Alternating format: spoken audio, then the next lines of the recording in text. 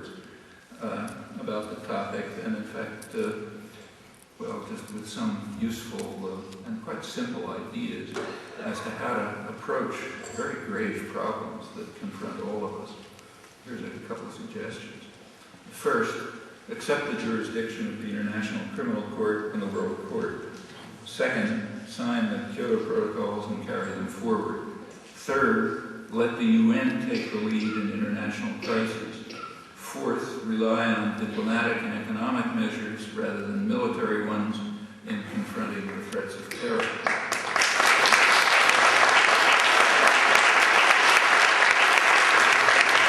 Fifth, keep to the conventional interpretation of the UN Charter. That means the use of force is legitimate only when ordered by the Security Council or when the country is under imminent threat of attack until the Security Council can act.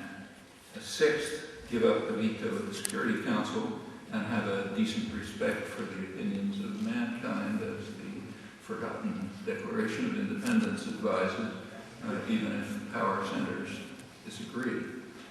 Seventh, reverse Bush's tax cuts for the rich, which means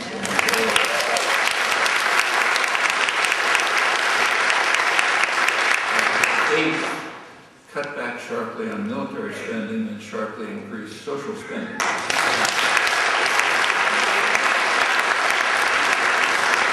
Health, education, renewable energy, and so on. That includes national health care to prevent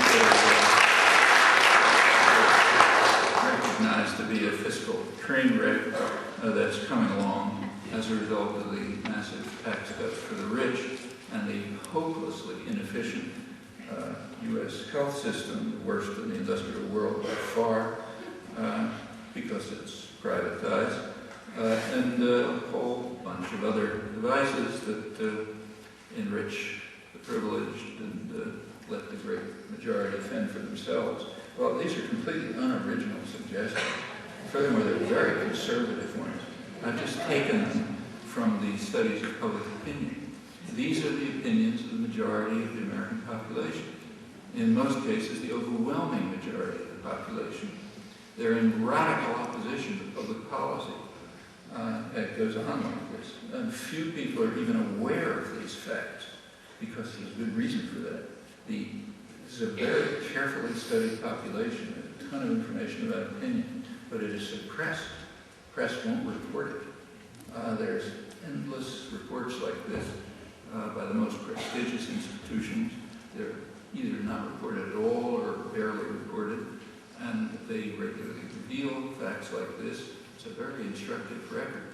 It's a way of keeping people isolated, and making you think you're alone. You know, I'm the only person with these crazy ideas. You get to understand it's what everybody thinks. You might feel you can do something about it. Well, these are far from the only constructive suggestions you can think of. There are plenty of others, but they're a good start.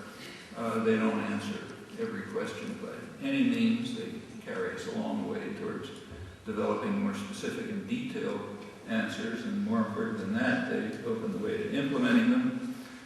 Those are opportunities which are easily within our grasp in societies as free as ours. It's important to recognize if we can free ourselves from the shackles of doctrine and imposed illusions, and beyond that, and if I can quote Denise Levertov's wonderful words, if we can join our solitudes in the communion of struggle.